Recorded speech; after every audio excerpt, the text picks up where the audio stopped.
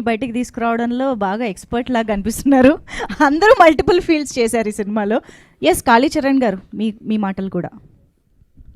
అందరికీ నమస్కారం అండి. నేను 2 నిమిషాలు అంటాను. నేను మైక్ పెడితే చాలా ఎక్కువ మాట్లాడతాను, మీ అందరికీ తెలుసు. ఇంకా రావాలనా?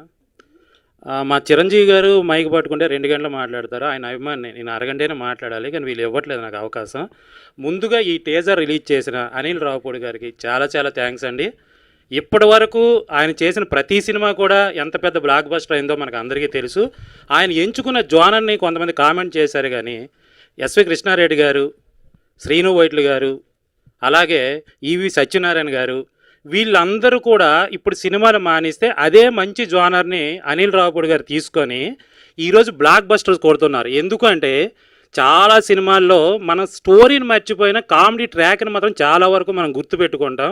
అంటే కొన్ని కామెడీ ట్రాక్లే సినిమాని ఎక్కడో నిలబెడతాయి.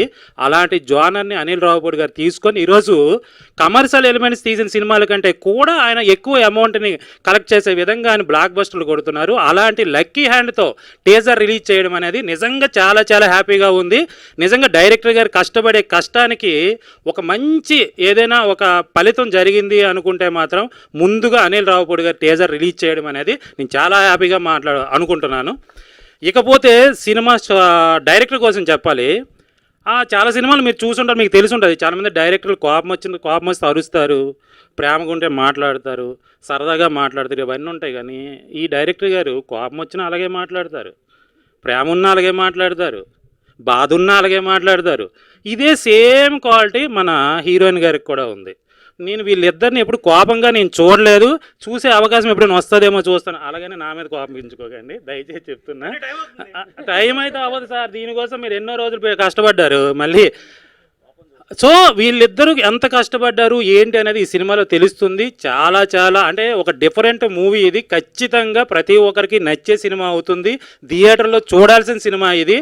ఎస్పెషల్లీ దీంట్లో ఇంకోటి మీకు చెప్తా, 14 రోజులు ఈ సినిమాలో నేను యాక్ట్ చేశా. 14 రోజులు యాక్ట్ చేసిన ఓం భీమ్ బుస్ సినిమా నేను యాక్ట్ చేసింది బ్లాక్ బస్టర్ అయింది. అదేవిధంగా 14 రోజులు యాక్ట్ చేసిన కిల్లర్ కూడా అదేవిధంగా బ్లాక్ బస్టర్ అవ్వాలని మనస్ఫూర్తిగా కోరుకుంటున్నాను. ఇంకొకటి, మనకి చాలా సినిమాలు రెగ్యులర్ ఫార్మాట్లో వారానికి 10 సినిమాలు మనకు రిలీజ్ అవుతున్నాయి, మనం చూస్తున్నాము. కొన్ని ఇట్లా అవుతున్నాయి, కొన్ని బోర్గా ఫీల్ అవుతున్నాం. బట్ కిల్లర్ ఏ రోజు వచ్చినా ఒక డిఫరెంట్ మూవీ చూసామని మాత్రం మనకు అందరికీ అనిపిస్తుంది. సో ఇంకా ఎంతకంటే ఎక్కువ మాట్లాడితే నన్ను కొడతారేమో. ట్రైలర్ రోజు మాట్లాడదాం. టీజర్కి ఇంత ఇచ్చేస్తున్నా. ఈ అవకాశాన్ని కల్పించిన మీ అందరికీ చాలా చాలా థ్యాంక్స్ అండి. ఇంకా మర్చిపోయి టీజర్ అంతే మాట్లాడాలి. ప్రీ రిలీజ్కి మళ్ళీ నేను ఏదైనా బిజీగా ఉన్నా లేకపోతే నాకు చెప్పకపోయినా మళ్ళీ ప్రాబ్లం ఉంటుందని. సరే.